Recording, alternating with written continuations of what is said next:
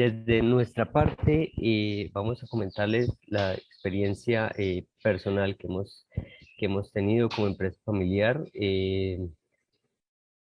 dentro del, que esto no corre, perdón. Bueno, dentro de la producción comercial de espirulina, esta es una empresa familiar, es una empresa que empezó en el 2016, pero realmente empezó su producción a finales del 2018. Fuimos creciendo poco a poco. Es una empresa netamente familiar, somos tres hermanos y la producción que tenemos es una producción actualmente artesanal que se va a venir incrementando y queremos mantener ese modelo artesanal. Estamos ubicados en el departamento del Meta, en un municipio que se llama Cumaral. Es un clima eh, templado, un poco más caliente. Y acá les muestro una gráfica que tenemos de cómo ha sido nuestro cambio en la producción de espirulina en estos últimos años. Empezamos con una producción de 15 kilos, de 15 kilos mes de espirulina deshidratada.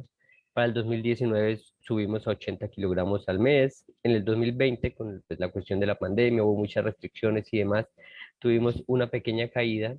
En el 2021 nos recuperamos y en el 2022, bueno, nos establecimos un poco más en la producción, pero debido a unos cambios en los sistemas de producción, que es el sistema de producción orgánico, nuestro tope de cultivo que habíamos alcanzado, que eran 200 kilogramos secos mes, pues se vieron considerablemente reducidos por la aplicación de este esquema.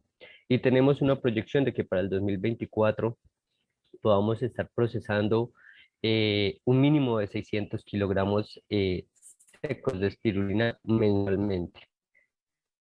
Siempre que en la producción de espirulina nos invaden muchas preguntas, cuánto tengo que cultivar, qué especies, el sistema de cultivo que debo implementar, si es necesario certificarse o no. Entonces, hay muchas incertidumbres que nos llevan y bueno, creo que es un camino propio que hay que recorrer, que hemos recorrido y que hemos tenido muchos errores, mucha prueba y error, y eso es lo que nos ha dado como mucho aprendizaje y hemos entendido muchas de esas como incógnitas que uno se plantea.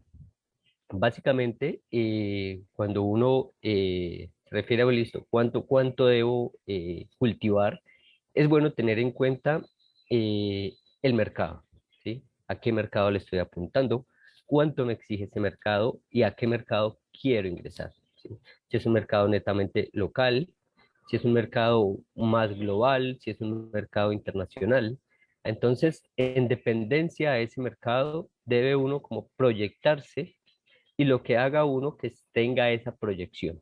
Es decir, entonces, por ejemplo, en sistemas de deshidratado, sistemas de extrusión, si yo sé que, listo, este año mi producción no va a ser muy grande, pero tengo la oportunidad o me voy a empezar a preparar para incursionar en otro mercado, si yo voy a renovar mis equipos, ¿sí? Por ejemplo, prensado, deshidratado, extrusión, tratar de hacerlo con esa proyección. Para el momento en que se llegue la hora de producir un volumen mayor, pueda yo tener una capacidad instalada suficiente, que no tenga que correr a rediseñar, a cambiar, aunque todo eso también va de la mano muy del presupuesto que nosotros tenemos. Creo que la mayoría de nosotros, los que estamos acá, nos ha tocado con recursos familiares, recursos propios. eh, no hemos tenido acceso, digamos, a grandes capitales, ¿sí? Para poder invertir, digamos, en toda la tecnología que uno quisiera. Entonces ha sido también una lucha, pero dentro de esa lucha podemos también organizarnos y poco a poco ir haciendo escalonadamente como un crecimiento paulatino y proyectado, que creo que es muy importante en el momento de crecer. También se vienen otras preguntas que es, ¿cuál especie tengo que cultivar? ¿Cuál es la que me da más rendimiento? No todas las especies se comportan igual en todos lados, entonces la escogencia de la especie es una escogencia muy muy como de la experiencia propia de cómo nos ha ido con la especie que nosotros cultivamos, que nosotros tenemos. Si bien una especie acá puede crecer muy, muy rápido, puede tener una muy, muy buena resistencia, puede que yo la lleve a otro lugar y no se comporte de la misma manera.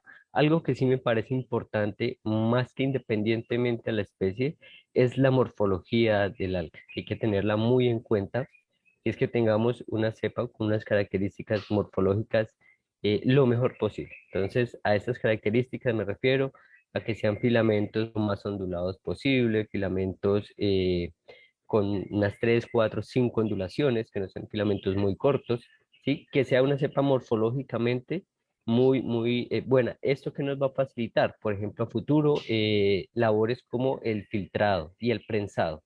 Si tenemos cepas con contenidos, por ejemplo, de filamentos rectos, ¿sí? Mayores al 5%, que alguna vez nos pasó, las labores de filtrado, de prensado y de deshidratado son mucho más complejas y eso se ve reflejado en costos. Es mayor tiempo en estas actividades, mayor mano de obra, mayor gasto energético para realizar el procesamiento de esta biomasa y eso influye incluso en la calidad, en las características físico-químicas del producto final, ¿sí? En la parte organoléptica. Una biomasa que no se deja exprimir fácilmente es una biomasa que va a tener mayor cantidad de medio de cultivo, por tanto, al final el sabor va a ser un poco más salado, ¿sí? Va a tener mayor contenido de minerales residuales del medio de cultivo y puede que no sea una biomasa que sea muy atractiva. Igualmente, en el momento de secarlo, una biomasa que no queda muy compacta, es una biomasa que va a tender a pegarse mucho a las mallas, a las bandejas, y van a haber pérdidas al final del secado. Entonces, vamos a perder esa morfología, por ejemplo, si la secamos en forma de espagueti con una biomasa muy húmeda, que con el tiempo, con el pasar del deshidratado, va a empezar a aplastarse un poquito y va a traer los problemas de que se pega a los orificios de las bandejas. Otra pregunta era, bueno, el sistema que debo usar, ¿qué sistema de cultivo debo usar? Bueno, los sistemas de cultivo varían mucho. Generalmente cuando uno hace una producción comercial, y bueno, producción comercial no hablamos de toneladas, sino que hablamos de una producción que yo voy a comercializar, que voy a ingresar a un mercado que me va a estar demandando constantemente el producto y que voy a tener que responder por esa demanda, ¿sí? Que no va a ser una producción artesanal que por épocas voy a tener o no, sino que ya voy a tener una serie de responsabilidades y voy a tener que tener una producción que me responda a eso. Entonces ahí se vienen todos los sistemas, generalmente el masivo, que es el Raceway, que es el más práctico, no es el de mayor productividad, no es el más eficiente en productividad, pero sí es el más práctico y sí es más económico que otros sistemas, y es el que más generalmente más se usa. Ahorita vamos a ver como el general de ese tipo de sistemas. Algo a lo que siempre hay que apuntarle en la producción comercial que consideramos nosotros es, uno, mantener la productividad.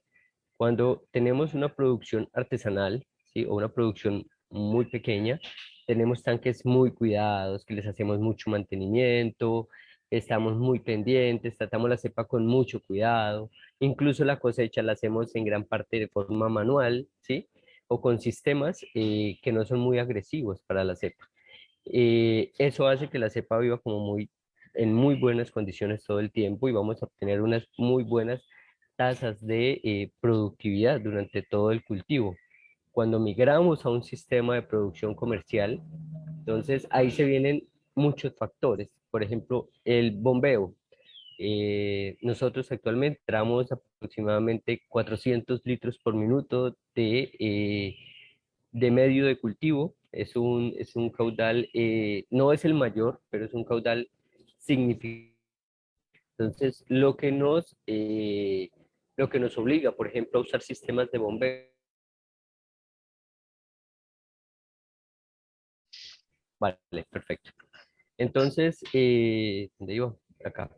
Entonces, por ejemplo, una de nuestras metas y algo que todos podríamos hacer es es, bueno, cómo vamos a mantener esa productividad y esa calidad de los cultivos que yo mantenía un cultivo a menor escala.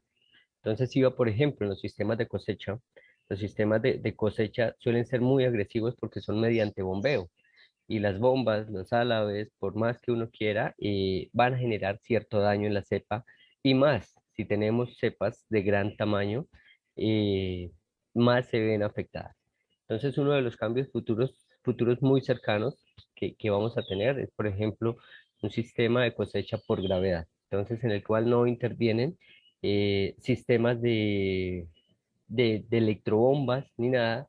Entonces, el filamento como tal, la espirulina va a llegar 100% completa al filtro, ¿sí? Entonces, ahí ya tenemos una mejora incluso en la calidad del producto final. Otro lo que hay que apuntar es a mantener la calidad. Entonces, la calidad en este caso es un conjunto de muchas cosas. Podemos tener una cepa, la mejor cepa, sí, una cepa muy bonita, espiralada, grande, pero si no tenemos agua de buena calidad, si no tenemos nutrientes de buena calidad, si nuestro manejo en los tanques no es el mejor, no funciona, simplemente no funciona. Igualmente, si tenemos todo menos un agua de calidad o todo menos nutrientes de calidad, no funciona. Entonces, la calidad en este caso es un conjunto de muchas cosas que interactúan al final del cultivo, ¿sí? Tanto en el cultivo como en el procesamiento de la biomasa para que podamos seguir manteniendo ese sistema de calidad que hemos venido teniendo, digamos, en cultivos a pequeña escala, que secamos a bajas temperaturas, que las presiones de prensado no sean fuertes, eh, que dentro del cultivo, por ejemplo, las sales y los minerales que usemos sean de la mejor calidad posible y que todo esto venga conectado con la sostenibilidad ambiental. Entonces, entre más grande el cultivo, hay que hacer unos recambios, hay que hacer unos mantenimientos. Se hablaba hoy, por ejemplo, de las purgas. Nosotros, a pesar de que, por ejemplo, hacemos control ya de pH en los cultivos con dióxido de carbono, para mantener esa productividad siempre es necesario hacer unos recambios. No son tan frecuentes como cuando uno no usa, digamos, el dióxido de carbono, que de por sí se vuelve un sistema también muy costoso, que incrementa los costos de producción, pero que también alarga un poco la vida útil de todos esos nutrientes que están ahí en el cultivo. Entonces, sí o sí es necesario en ciertos puntos hacer recambios o purgas. Entonces, que todo eso que hagamos también venga de la mano de la sostenibilidad ambiental. Recordemos que son medios de cultivo que tienen una alta salinidad, que no pueden regarse directamente al medio o al suelo o al río. Entonces, lo ideal es, por ejemplo, ponerlos en piscinas de evaporación para que se vaya el agua y poder al final recuperar esos nutrientes que podemos luego usar para mezclas con abonos y demás. Entonces, hay una serie de cosas que debe ir ahí estructurada y encaminada. La siguiente, bueno, Jonathan, ¿me sí, escuchas? Disculpa, sí, ¿es posible que amplíes pongas en modo presentación, por favor, para que sí, se vea sí, un sí, poquito sí, más grande? Muchas qué pena. gracias. ¿Ya? Todo perfecto. Listo. Entonces, los retos de la producción comercial vienen también muy de la mano de hacia dónde quiero apuntar, si es al mercado local, al mercado nacional, a exportar. Cada uno supone unos retos diferentes, porque cada uno determina, digamos, qué debo yo cumplir o qué acciones adicionales debo hacer en mi empresa, en mi proyecto, en mi cultivo, para yo cumplirle a ese mercado que voy a ingresar.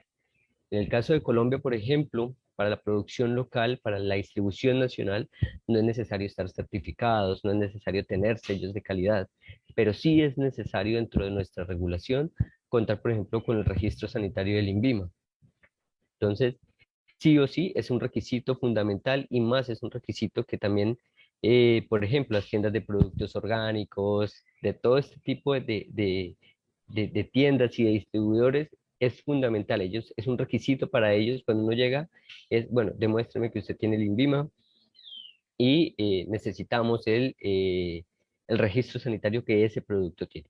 Pero digamos que hasta ahí llega, digamos, como que el compromiso. O sea, no es necesario tener sellos ni demás. Claramente que si uno los tiene, pues esos son como un plus adicional.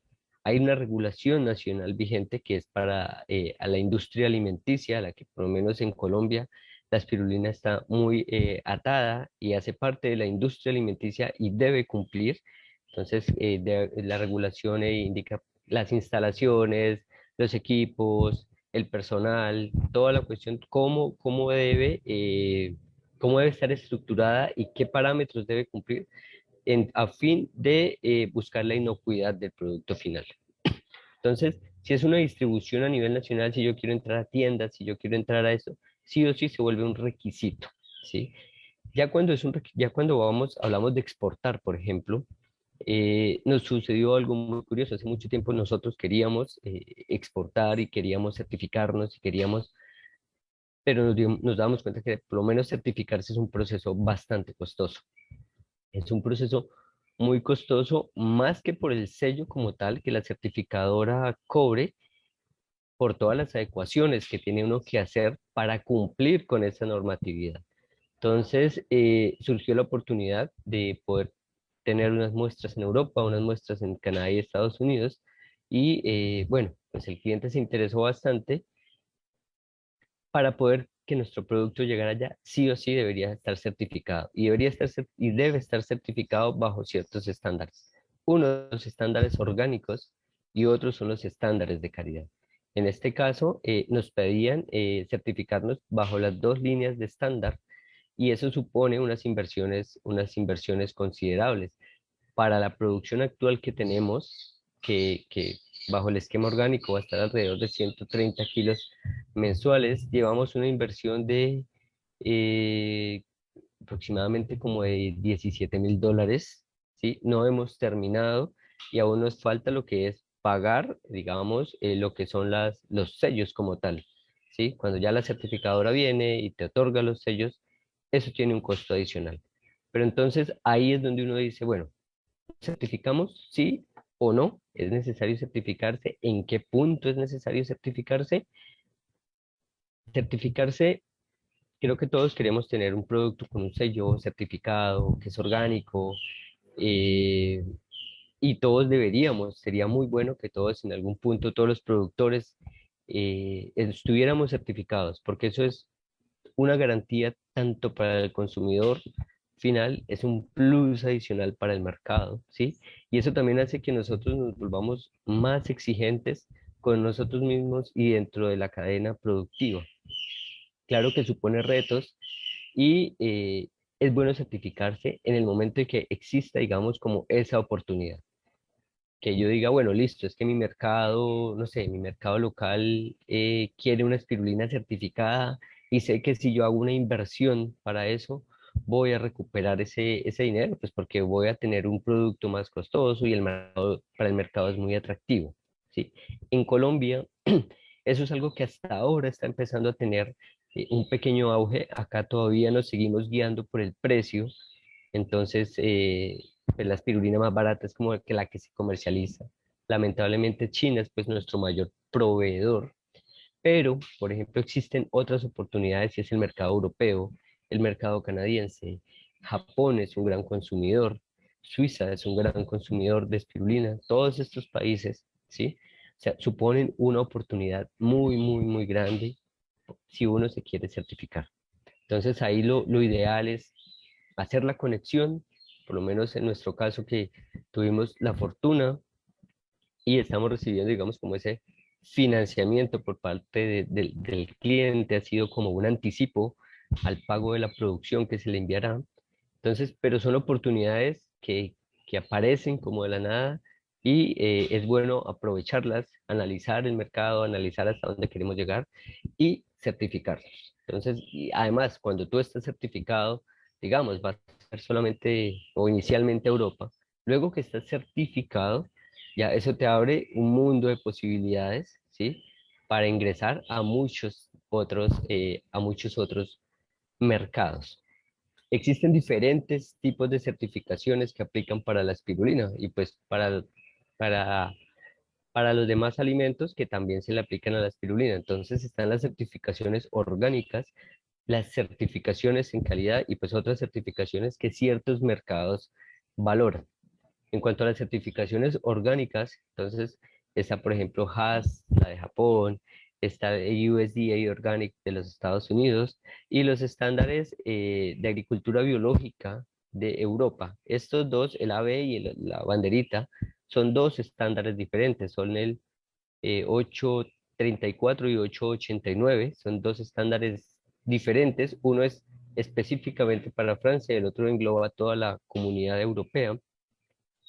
Entonces, estos estándares, por ejemplo, el USDA Organic te permite no solamente ingresar a Europa, que también es válido para ellos, sino estar Estados Unidos y Canadá. Entonces, abarca un mercado muy, muy importante, ¿sí? Hash, que es otra que es para el mercado japonés, se convierte en una certificación también muy interesante. Eso en cuanto a certificaciones orgánicas, ¿sí?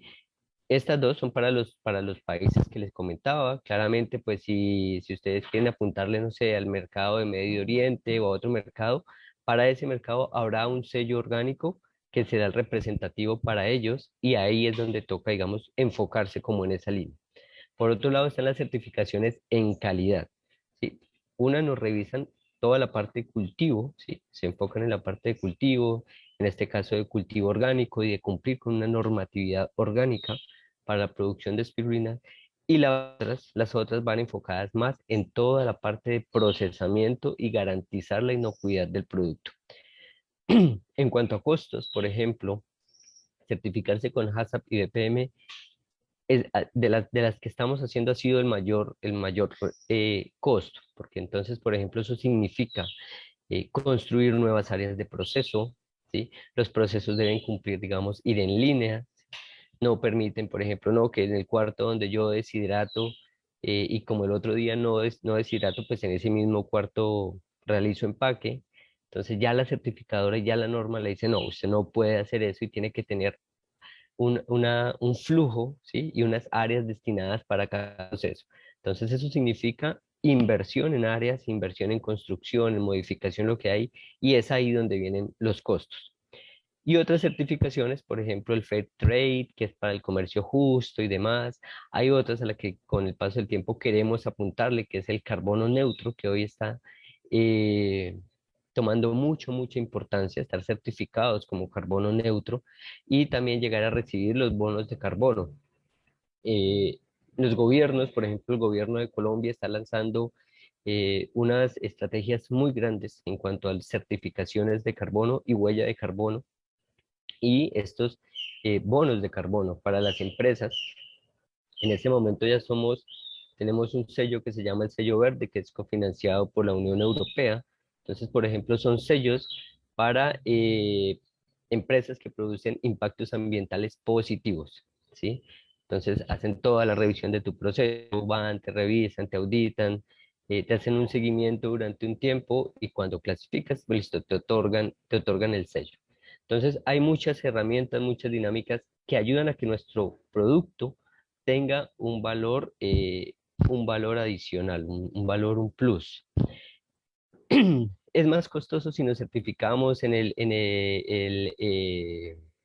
nos certificamos, claro, certificarse supone costos solamente desde el inicio, sino supone unos costos futuros, unos costos que van a venir año tras año, porque año tras año va a venir un proceso que se llama recertificación.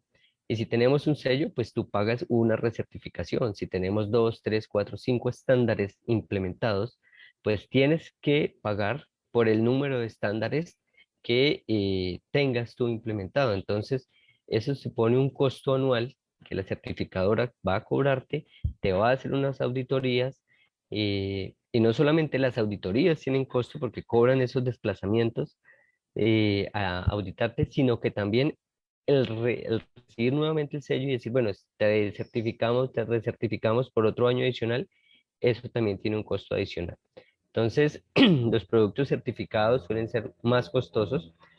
Los productos orgánicos de por sí son más costosos por los que les comentaba antes. No solamente las materias primas son más costosas, sino que también los volúmenes y el porcentaje en productividad cae significativamente. Entonces, pasa lo mismo que cuando uno va a un mercado y encuentra tomates, lechuga, eh, valen 3, 4 veces más y son más pequeños que los producidos convencionalmente. Pues porque todo el sistema de producción es mucho más costoso.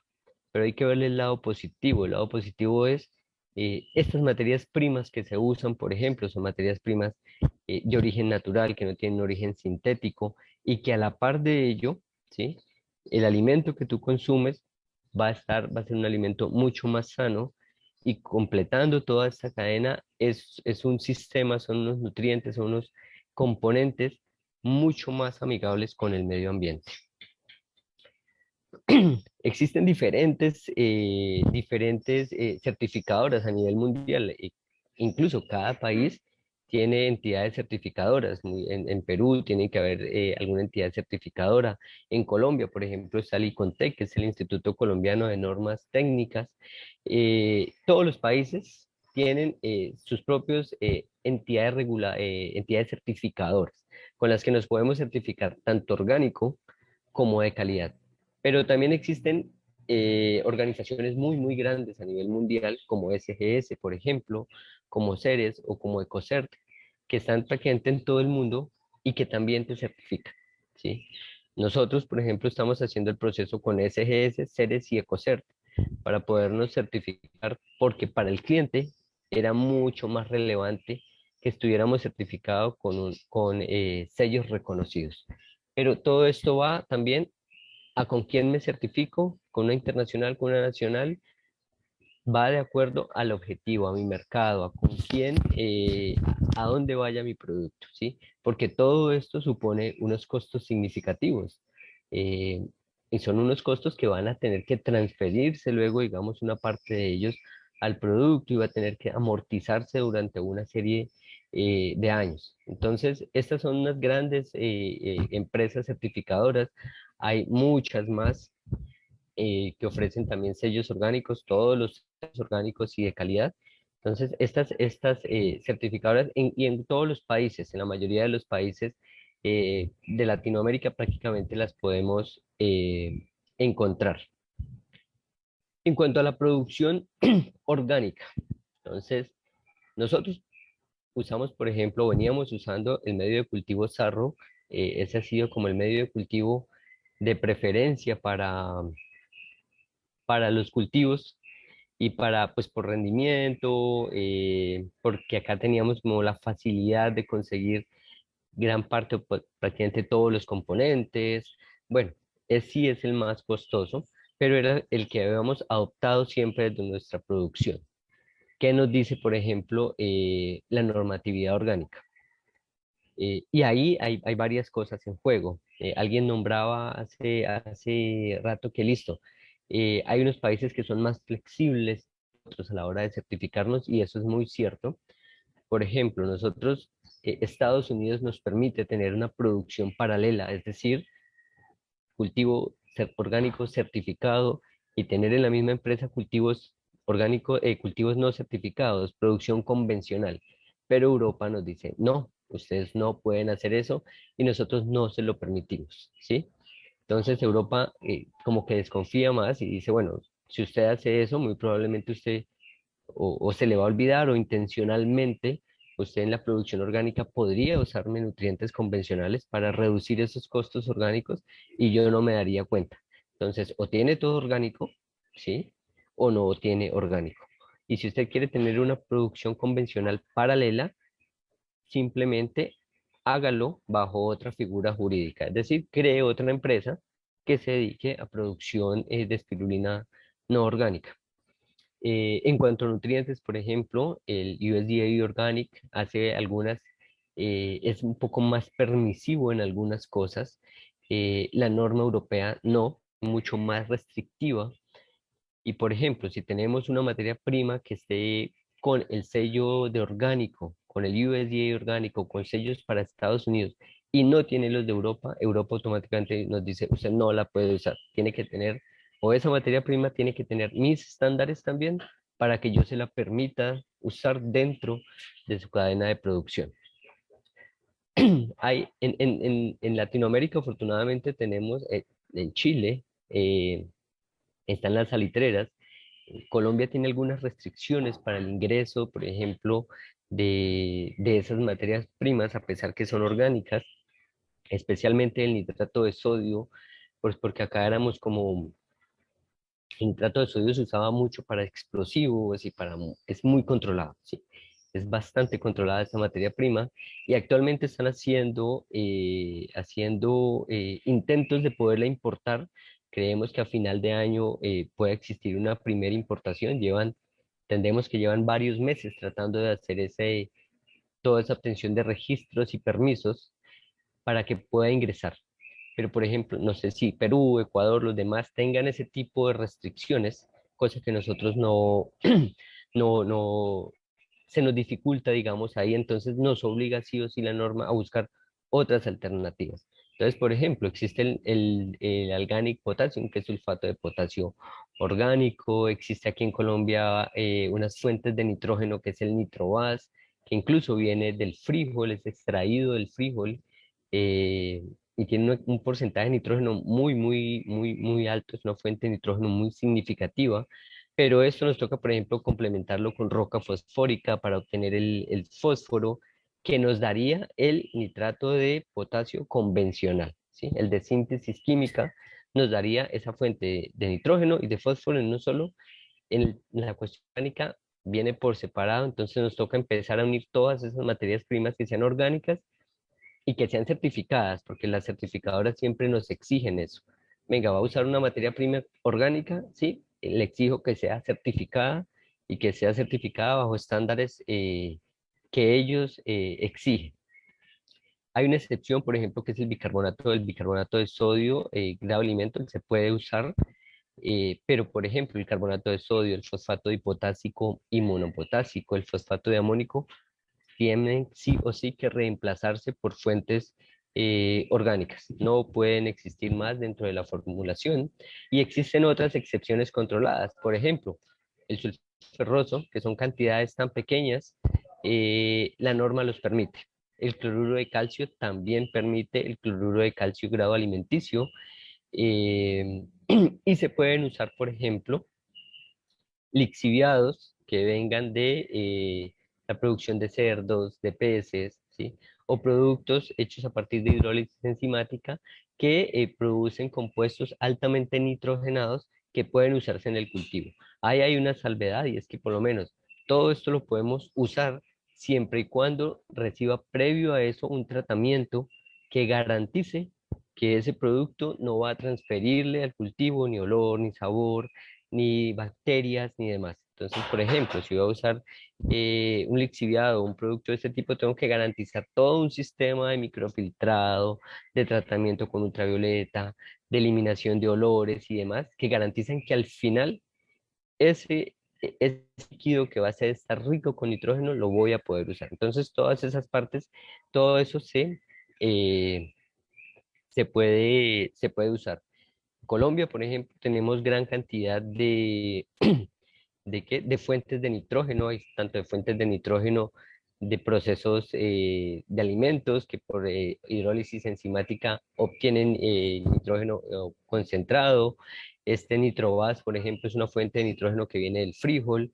Hay varias fuentes de nitrógeno orgánicas certificadas que podemos usar y muy probablemente en los países de cada cual, de cada uno, existen esos productos con diferentes nombres y demás, pero podemos tener como nuestra formulación con base en esos productos locales.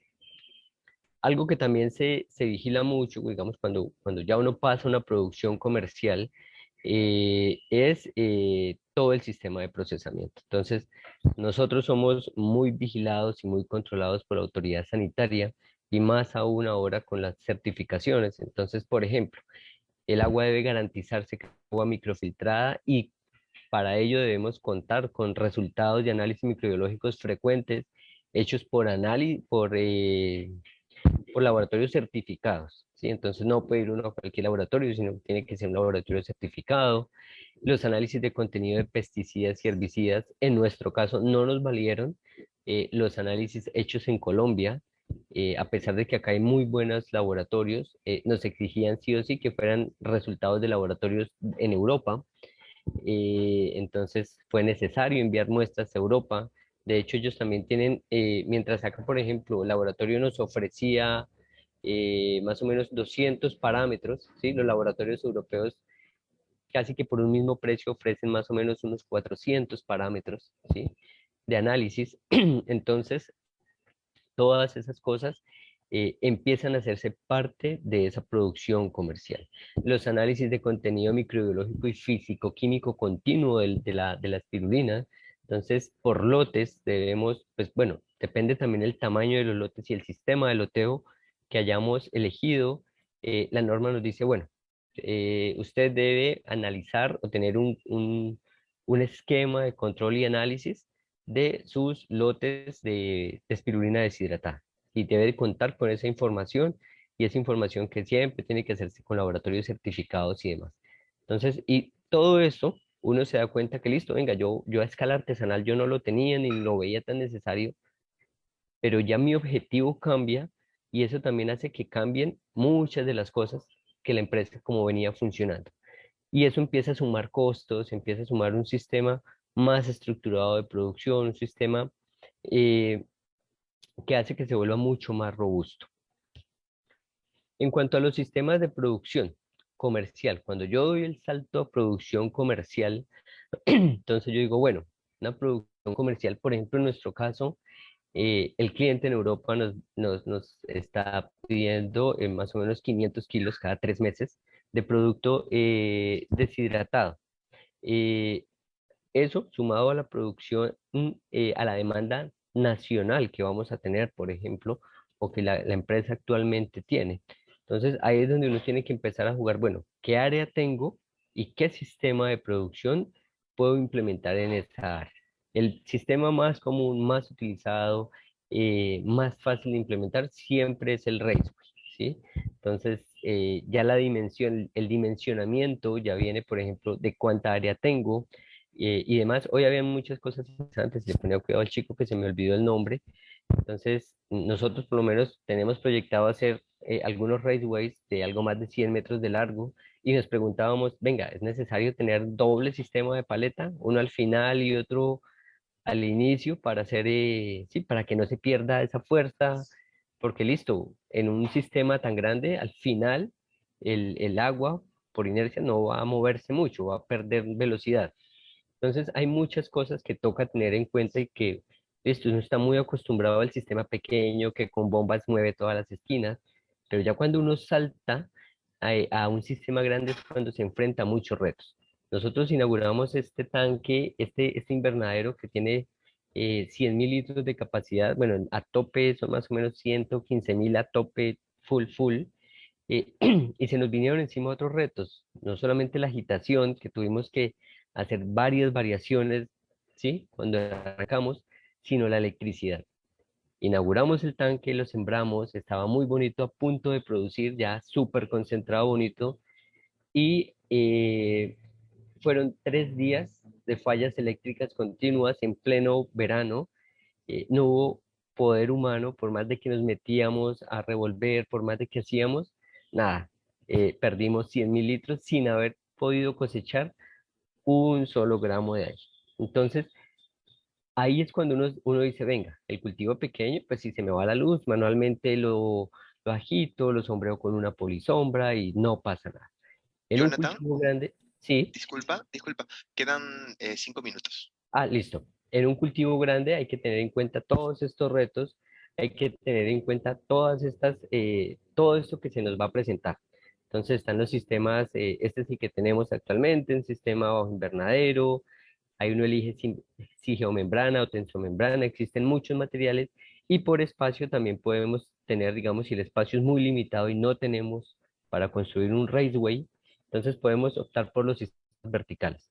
Son un poquito más eficientes en productividad, pues porque hay luz por todo lado, pero a la hora del procesamiento, del cultivo y demás se vuelve muy, muy dispendioso. Entonces estos sistemas eh, personalmente los adapto yo como a sistemas donde no tengo mucho espacio, ¿sí? Y donde por espacio sí o sí tengo que adaptarme con columnas de burbujeo y puedo aprovechar ya de tener un mayor número de litros en menos espacio, pero digamos que si quiero tener un volumen muy grande y una producción muy grande, no se vuelve el sistema de cultivo más óptimo. Algo que les comentaba al inicio era los costos en infraestructura. Esto es todo lo que nos ha tocado venir haciendo, adecuaciones en infraestructura para cumplir con la normatividad, que los pisos sean lavables, los techos, las paredes, que las lámparas sean a prueba de agua, que se pueda lavar absolutamente todo. Y todo eso sistema supone costos. Y tener un respaldo energético. Entonces, bien sea con energía solar, bien sea con generadores, más cuando estamos en zonas rurales. Nosotros estamos muy cerca de la ciudad, pero el servicio eléctrico acá es desastroso. Entonces, es muy, muy mal el servicio, muy mal el servicio. Eso supone cortes de energía prácticamente a diario, de 1, 2, 5 minutos. Pero hay días donde se nos convierten en horas. Entonces, ahí es indispensable. Si vamos a dar ese salto, también tener un respaldo de que listo, se nos fue la luz todo un día y podemos seguir produciendo normalmente. Entonces, para resumir, la producción orgánica sí es más costosa, sí se vuelve un referente comercial muy interesante. eh, Certificarse representa costos, pero también unos beneficios de acuerdo al mercado. Hay mercados dispuestos a pagar por una espirulina certificada. Aquí creo todos contamos con espirulina de excelente calidad, que el mercado sí o sí, estoy muy seguro que la adquiriría toda, ¿sí? Pero ellos por lo menos le dan ese plus como, venga, quiero que esté certificada, que esté certificada orgánica. Y ahí es donde también nos toca adaptarnos a eso que nos pide el mercado, ¿sí? Y bueno, finalmente ya nuestras redes, si nos quieren contactar, estamos en Colombia, estos son el WhatsApp, las redes sociales en Instagram y en Facebook. Esas son las presentaciones que actualmente tenemos, polvo granulado y crunchies. Y bueno, es lo que les comento que hemos hecho.